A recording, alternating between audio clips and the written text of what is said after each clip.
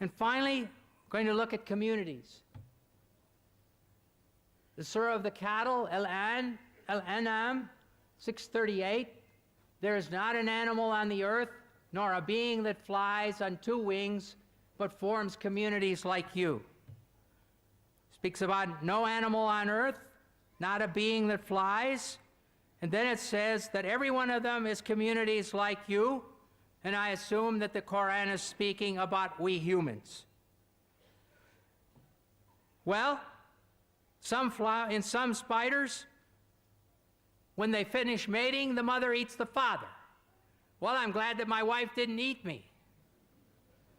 Even in bees, the extra male drones are thrown out to die.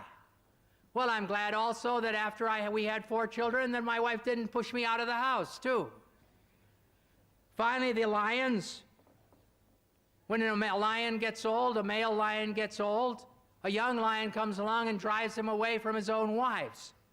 And the young lion takes over the wives. But what he does with the cubs of the old lion, he kills them all. So I do not think that this sentence is true. All of the communities and all of the animals do not live in communities like us.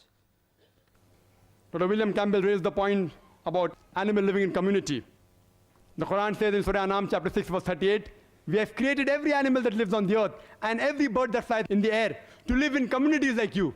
And Dr. William Campbell says that, the spider kills the mate and the father, etc. Do we kill?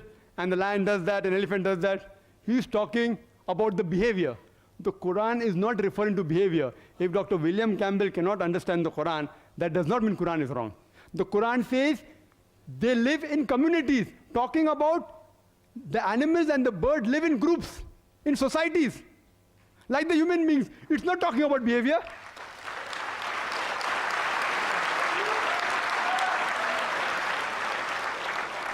And today science tells that all the animals, the birds, and the living creatures of the world, they live in communities. Like the human beings, they live together.